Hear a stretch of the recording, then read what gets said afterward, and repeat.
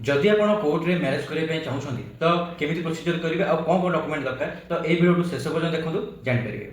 तो साधारणतः डॉक्यूमेंट आप दरकार आप आधार कार्ड आप +2 कि 10th सर्टिफिकेट ता सहित दरकार आप दुटा पासपोर्ट साइज फोटोग्राफ आउ दरकार विटनेस बा साक्षी आज्ञा हाँ तो जनक पिछा मैंने पुओ पटे अच्छे तो 2 जन साक्षी दरकार झील पटे अच्छे 2 जन साक्षी दरकार। ता सहित मेन जिनस मेन कथा है आप बयस होता दरकार जब पुओ ताले आपको 21 वर्ष होता दरकार झील ताले आपको 18 वर्ष होता निहाती दरकार।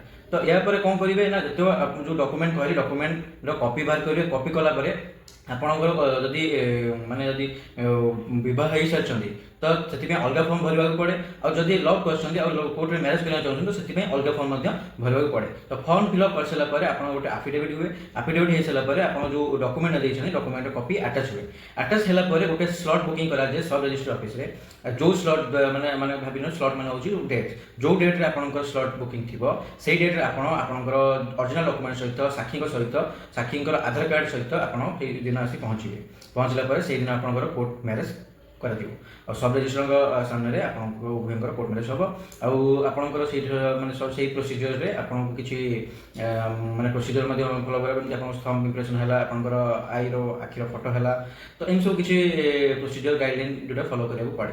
तो एमती प्रोसीजर है से दिन आपंकर कोर्ट मैरेज संपूर्ण हो गला।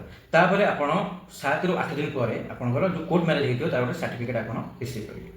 तो एमती प्रोसीजर ही आपंकर कोर्ट मैरेज करेंगे आउ जो डॉक्यूमेंट करेंगे डॉक्यूमेंट अटैच करेंगे।